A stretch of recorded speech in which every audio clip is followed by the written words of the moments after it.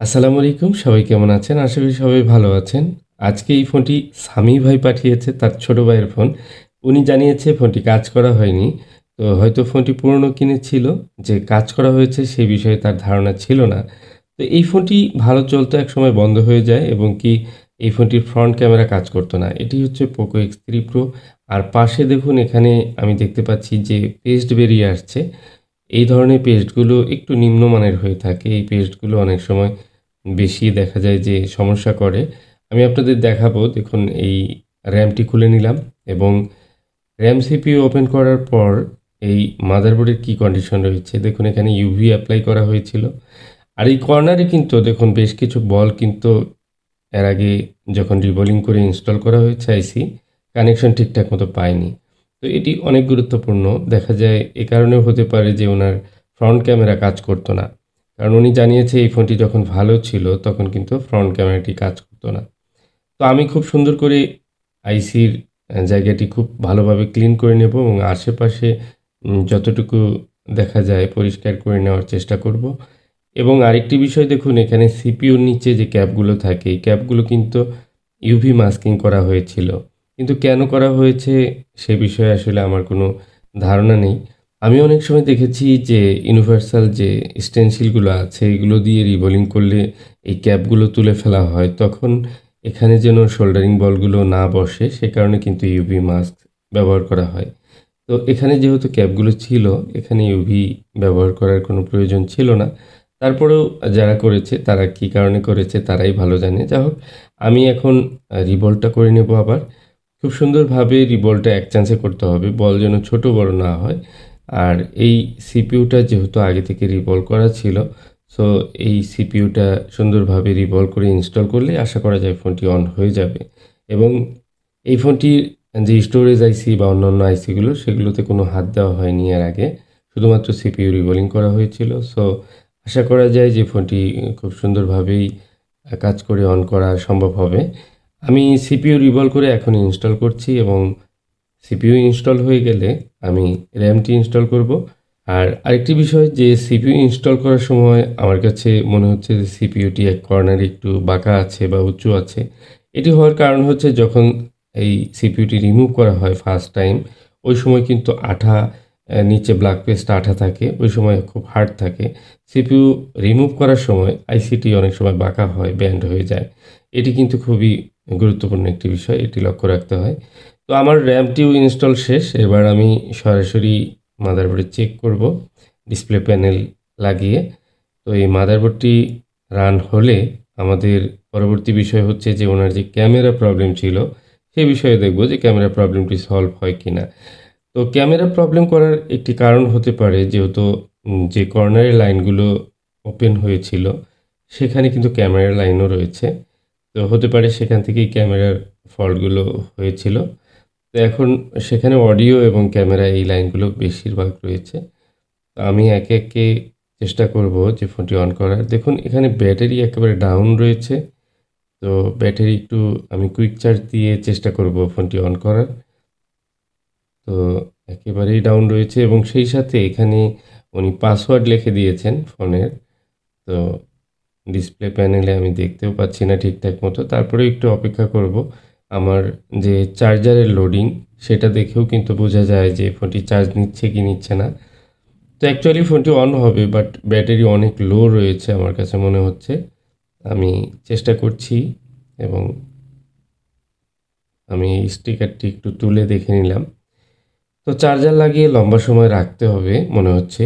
তারপরে চার্জ হলে তারপরে ফোনটি অন করে চেক করা যাবে। আমি একটু মিটারের সাহায্যে একটু মেপে নেব। ব্যাটারি 3.0 এরকম একেবারে লো চার্জ ছিল। তো দেখুন, আমি ফোনটি যখন অন করলাম, ফোন অন করার পর আমি প্রথমে ক্যামেরাটি চেক করব। ক্যামেরা, ব্যাক ক্যামেরা ঠিক রয়েছে, মেইন ক্যামেরা, এবং ফ্রন্ট ক্যামেরায় শিফট হব। হ্যাঁ, এটিই হচ্ছে প্রবলেম। ফ্রন্ট ক্যামেরায় যাওয়ার পর ব্যাক ক্যামেরার যে ইমেজটি সেটি কিন্তু ব্ল্যাক অ্যান্ড হোয়াইট হয়ে যাচ্ছে। মূলত ফ্রন্ট ক্যামেরা আসছে না, সেই সাথে পিছনের ক্যামেরাটি সাদা কালো হয়ে যাচ্ছে। এটি হচ্ছে একটি সমস্যা এই ফোনটির জন্য। আর এই সমস্যাটি উনি আমাকে জানিয়েছিলেন যে ফোনটি যখন ভালো ছিল তখন এই সমস্যাটি করতো। তো চলুন এই সমস্যাটি কিভাবে সমাধান করা যায় সেটিও দেখব, এবং কি ক্যামেরা, ফ্রন্ট ক্যামেরা যখন শুধু একটি ক্যামেরা লেন্সের কানেকশন প্রবলেম হচ্ছে, তখন আমাকে আগে ফোকাস করতে হবে ফ্রন্ট ক্যামেরার যে লাইনগুলো সেগুলো ঠিক আছে কিনা, জিআরগুলো চেক করে নিতে হবে। এটি খুব সিম্পল একটি বিষয়। তো আমি জিআর চেক করা শুরু করলাম, এবং কি দেখুন এখানে 3 নাম্বারটি এখানে কোনো ভ্যালু নেই। তো এখানে অবশ্যই ভ্যালু থাকার কথা। তো আমি অন্যান্য লাইনগুলোও চেক করি যে আরও কোনো প্রবলেম রয়েছে কিনা। আর এই ডায়োড ভ্যালুগুলো চেক করার জন্য আমরা কিন্তু বর্ণীয় সাহায্য নিতে পারি। প্রত্যেকটি ক্যামেরার যে লেন্স রয়েছে সেগুলোর সকেটের পিনগুলো কোনটা, কি ভ্যালু থাকবে, কি থাকা উচিত, সে বিষয়ে একটি ধারণা কিন্তু সেখান থেকে আমরা পেতে পারি।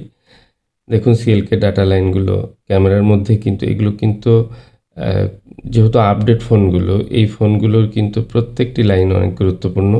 অনেক সময় একটি লাইন মিসিংয়ের কারণেই কিন্তু ক্যামেরা আসে না। এবং কি এখানে যে 3 নাম্বার পিনটি রিসেট লাইন, আসলে সেই লাইনটি একেবারেই ওপেন হয়ে আছে। মানে কোনো ধরনের জিআর নেই, কমও নেই, বেশিও নেই, কোনো জিআর নেই বা শর্টও নেই। তো এই লাইন ওপেন হয়ে যাওয়ার বিষয়টি হচ্ছে এটি সরাসরি সিপিইউ থেকে আসছে। আর সিপিইউর ভিতর থেকে যদি লাইন মিসিং থাকে তাহলে তো এই সমস্যা হবেই, ক্যামেরা আসবে না, এটি স্বাভাবিক। তো সিপিইউ নিজে যদি খারাপ না হয়ে থাকে, বল কানেক্টিভিটি হতে পারে। কারণ হচ্ছে এই আইসিটি যখন প্রথম খোলা হয়েছে তখন হয়তো এই কর্নারে, যে কর্নারে আমি বলেছিলাম একটু উঁচু মনে হচ্ছে এই কর্নারটি, এই কর্নারে লাইনটি হয়তো পাইনি ঠিক মতো। তো এখানে আমি একটু হালকা শ্যাকিং করে দেব এবং চাপ দিয়ে একটু বসিয়ে দেব। এটা খুবই সূক্ষ্মভাবে করতে হয়। তো আমি এটা করে নিলাম এবং সোল্ডারিং করে নিলাম। তো আমি এবার চেক করব যে আমার ভ্যালুটি আসছে কিনা। যদি ভ্যালু আসে তাহলে তো আলহামদুলিল্লাহ, সিপিইউ খুলতে হবে না। সিপিইউ ওপেন ছাড়াই দেখুন ভ্যালু কিন্তু আমার চলে আসছে। তো এখানে এই ভ্যালুটির জন্যই আমার এই ক্যামেরা ফল্ট করতো। আর আমি একটু হালকা করে ঝাঁকিয়ে নাড়িয়ে চাড়িয়ে আমি আইসিটি কিন্তু ওইভাবেই বসিয়ে ভ্যালু পেয়েছি। তো এটা খুবই ভালো বিষয়। আমি আর রিবলও করব না র্যামটি, কারণ আমি খুব সূক্ষ্মভাবে র্যামটি ওপেন করেছি। আবার ঠিক সূক্ষ্মভাবেই র্যামটি যদি বসাতে পারি তাহলে আমার রিবলিং প্রয়োজন নেই। আমি এআইসিটি বসিয়েই ফোনটি কিন্তু আবার অন করে নেব। মাঝখান থেকে আমার যে কানেক্টিভিটি ফল্ট ছিল সেটি কিন্তু সমাধান করে নিলাম। দেখুন এটা ডুয়েল ডেকার বা ডাবল ডেকার যাই বলি না কেন, এই র্যামের উপর থেকে প্রেশার দিয়ে সিপিইউর নিচের বলগুলো কিন্তু ঠিক করা সম্ভব না। এই কারণেই আমি কিন্তু র্যামটি ওপেন করে সিপিইউকে নাড়িয়ে সেই লাইনটি, কানেক্টিভিটি ফল্ট সেটি সমাধান করলাম। তো একটা সিপিইউ যখন রিমুভ করা হয় এবং সেটা ক্লিন করা হয়, প্রত্যেকটা প্রসেসে কিন্তু খেয়াল রাখতে হয় যে আইসি যেন বাঁকা না হয়। এটা প্লেন থাকতে হবে। প্লেন থাকলে বলগুলো এক মাপে হলে আইসি যখন বসানো হবে সবগুলো বল ঠিকঠাক মতো কানেক্ট পাবে। এই আইসিগুলো অনেক সময় একটু চাপ দিলে বাঁকা হয়ে যায়, বা আমরা যখন আইসি ওপেন করতে যাই অতিরিক্ত প্রেশারের কারণে আইসির এক কর্নার কিন্তু বাঁকা হয়ে থাকতে পারে। আর এ ধরনের সিপিইউ যদি বাঁকা হয়ে যায় তাহলে কিন্তু বলগুলো কানেক্ট ফল্ট করার সম্ভাবনা অনেক বেশি থাকে। তো যাই হোক, এটি হচ্ছে এই ফোনটির ঘটনা ছিল। মনে হয় ক্যামেরার লাইন, এখন ফোন যদি অন থাকে, দেখুন অন তো হয়েছে। তো ক্যামেরার যে প্রবলেমগুলো, বা একটা ক্যামেরার প্রবলেম ছিল, ফ্রন্ট ক্যামেরা শিফট হলে ব্ল্যাক অ্যান্ড হোয়াইট আসতো, সেই প্রবলেমটি ফিক্স হয়েছে কিনা সেটি দেখব। দেখুন কাজ যেটাই হোক না কেন, যে মডেলই হোক না কেন, আমাদের কাজের যে প্রবলেমগুলো যেভাবে আমরা সলভ করি বা যেভাবে আসলে করা উচিত সেটা করতে পারলে কাজটি সমাধান হবে এরকম আশা করা যায়। এবং ফোনের যে কাজের কোয়ালিটি, কাজ অতিরিক্ত আগে যদি কাজ করা থাকে সেই কাজের কোয়ালিটির উপরে কিন্তু নির্ভর করে যে আপনার ফোনের কী ধরনের সমস্যা রয়েছে, সেটিকে আদৌ সমস্যার সমাধান করা সম্ভব হবে কিনা।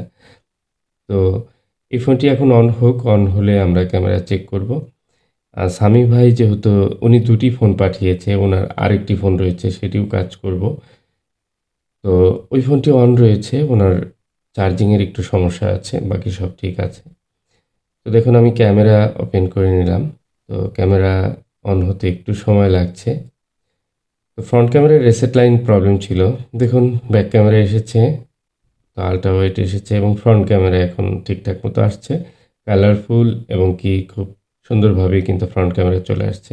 আসলে প্রবলেম যেটা ছিল সেটা আইডেন্টিফাই করে সমাধান করা হয়েছে। সো আশা করা যায় ঠিকঠাক মতো এই ফোনটি চলবে। তো ভিডিওটি কেমন লাগলো কমেন্টে জানাতে পারেন। ভালো লাগলে অবশ্যই একটি লাইক করে সাথে থাকুন।